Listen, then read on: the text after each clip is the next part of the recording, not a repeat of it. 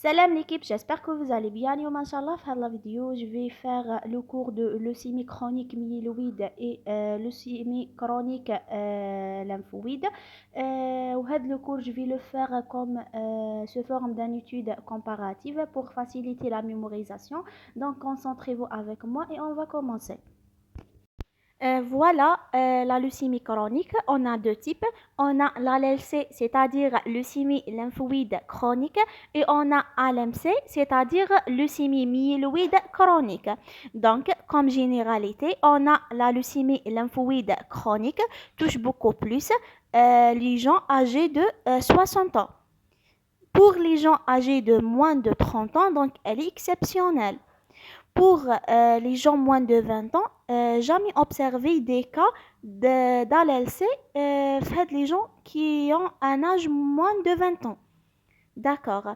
Avec prédominance masculine, c'est-à-dire il touche 3 hommes par rapport à une femme. D'accord. Pour l'AMC, donc l'AMC pour toucher, donc on peut observer l'AMC en tout âge. D'accord, il n'y a pas un âge exceptionnel dans lequel on peut observer l'AMC.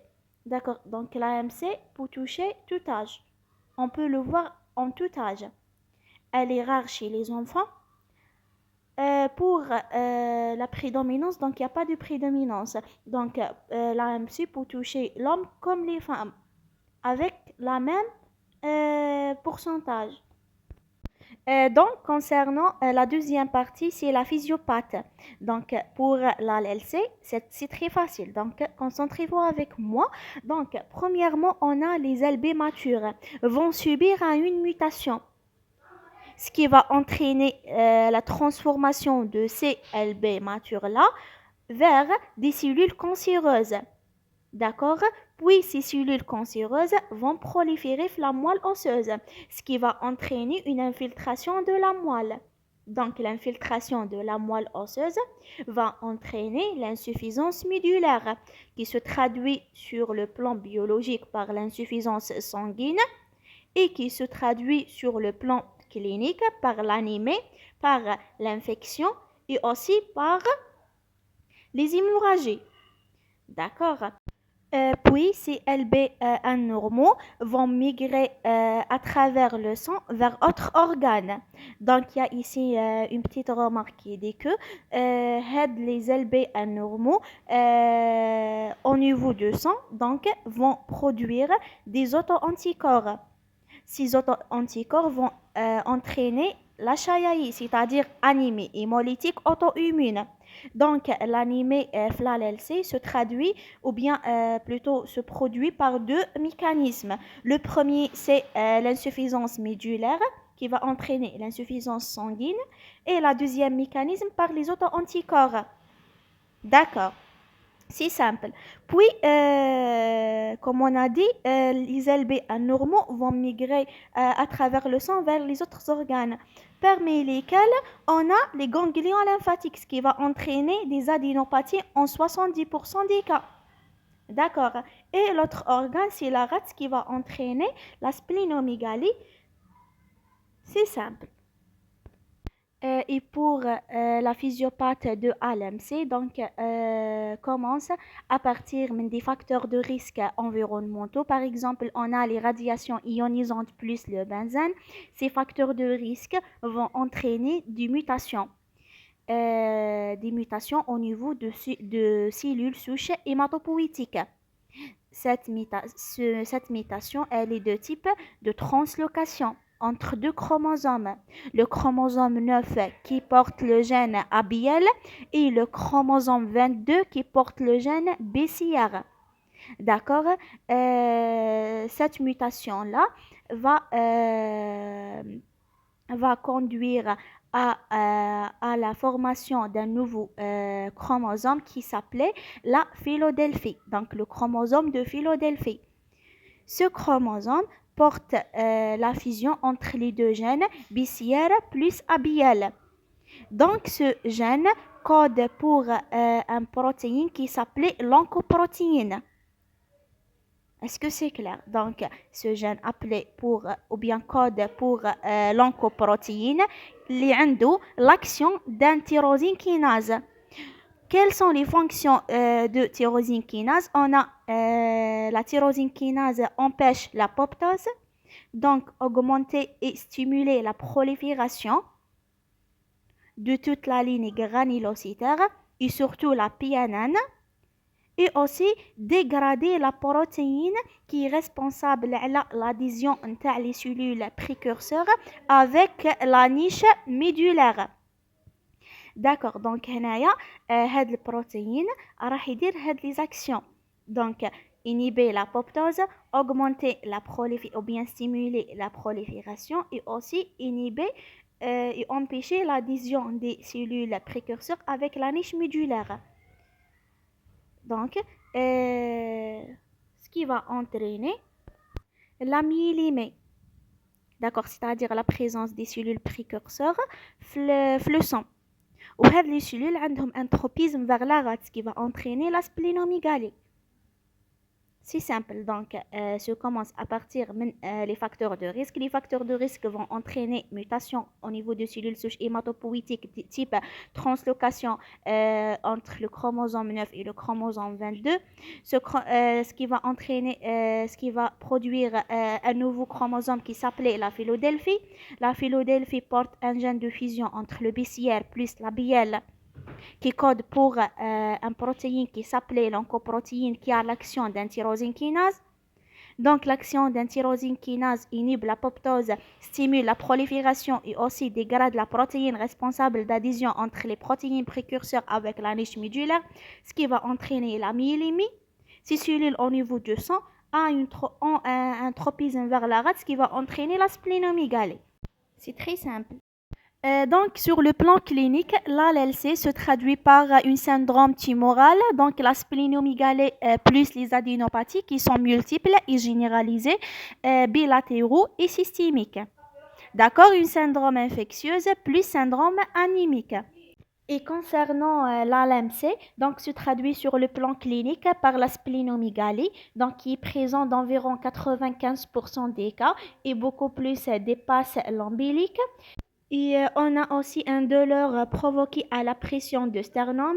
Donc, lorsqu'on fait une compression sur le sternum, on va sentir d'une douleur, ce qu'on appelle la synie de Craver. D'accord? On a aussi l'altération d'état général qui se manifeste par une asthénie, un maigrissement, etc. Et on a aussi des ecchymoses spontanées. C'est très simple.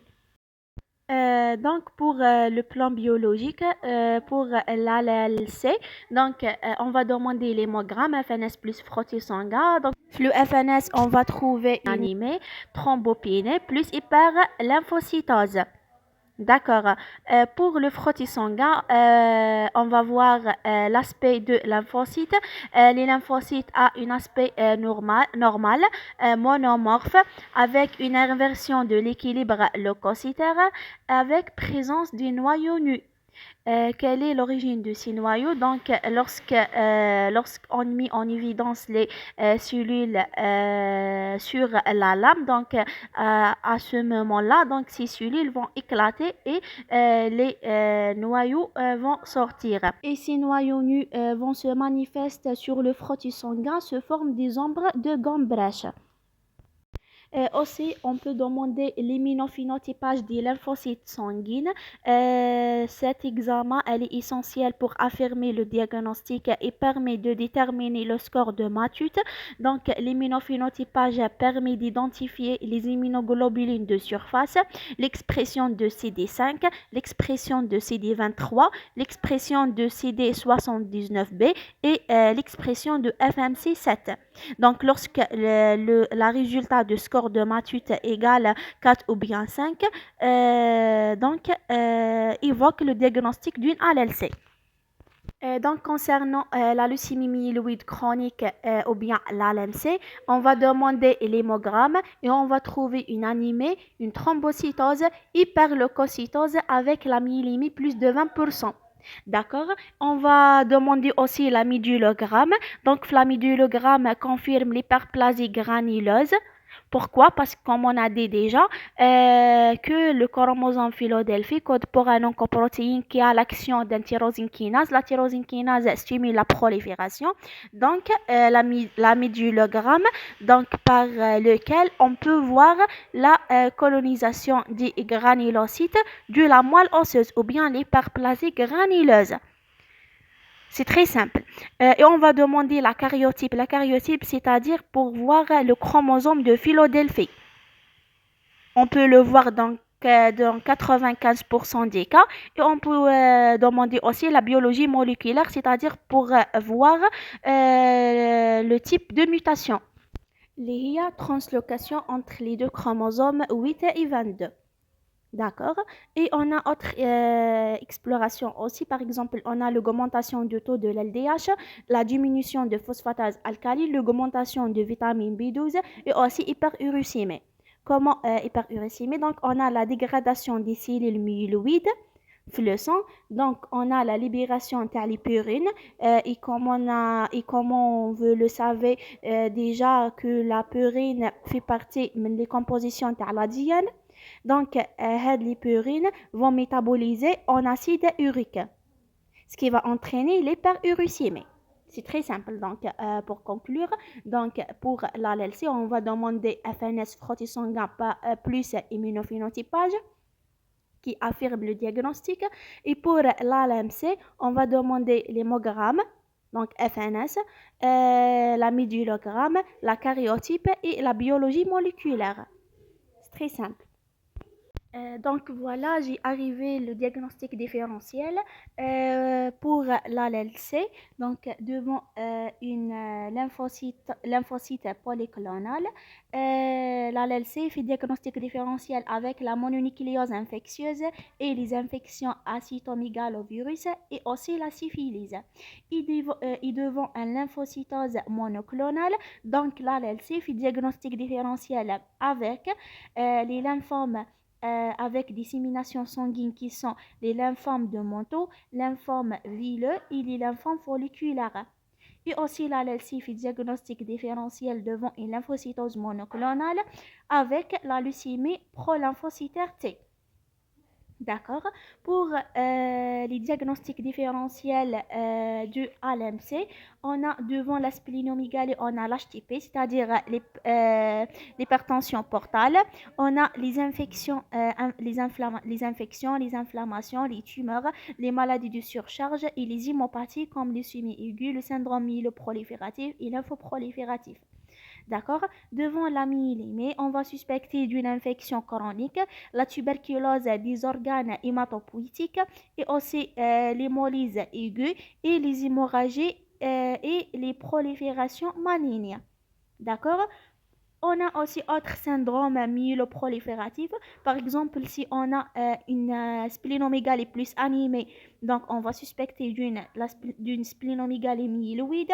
Si on a la splénomégalie plus la polyglobulinémie, c'est-à-dire on va suspecter d'une polyglobulée de vagus. D'accord. Si on a aussi la splénomégalie plus la thrombocytose, donc on va suspecter d'un thrombocytémie essentielle. Donc la différence avec la différence entre ces syndrome myéloprolifératif et l'ALMC, donc c'est la karyotype, elle est négative les syndromes myéloprolifératifs. Donc lorsqu'on fait une karyotype, donc on ne voit pas le chromosome Philadelphie. C'est simple. Par contre, في l'ALMC plutôt, on va le voir. D'accord. Voici une classification clinico-biologique de Binet pour l'ALLC. On a trois stades, le stade A, le stade B et le stade C. Donc le stade A, on a moins de 3 aires ganglionnaires qui sont atteints. Donc l'hémoglobine plus de 10 grammes par décilitre et les plaquettes plus de 100 000. D'accord? La survie, elle est 10 ans. Et pour le traitement, donc il n'y a pas de traitement. On fait seulement une surveillance clinico-biologique. D'accord? Et pour le stade B, donc lorsqu'on a au plus aires ganglionnaires qui sont atteints. Donc, l'hémoglobine plus de 10 grammes par décilitre et les plaquettes plus de 100 000. D'accord? La survie, elle est d'environ 7 ans. D'accord? Et le traitement se fait selon l'âge et la cytogénétique. Donc, concernant le stade C, donc lorsqu'on a l'hémoglobine moins de 10 grammes par décilitre et les plaquettes moins de 100 000, donc n'importe quel nombre des aires ganglionnaires qui sont atteints, donc la survie, elle est d'environ 3 ans. Et le traitement donc se fait selon l'âge et la cytogénétique comme le stade B. C'est simple. Donc, on a la classification de Binet. C'est une classification clinico-biologique, c'est-à-dire la clinique, c'est les adénopathies, et la biologique, selon le FNS, c'est le taux d'hémoglobine plus les plaquettes. D'accord?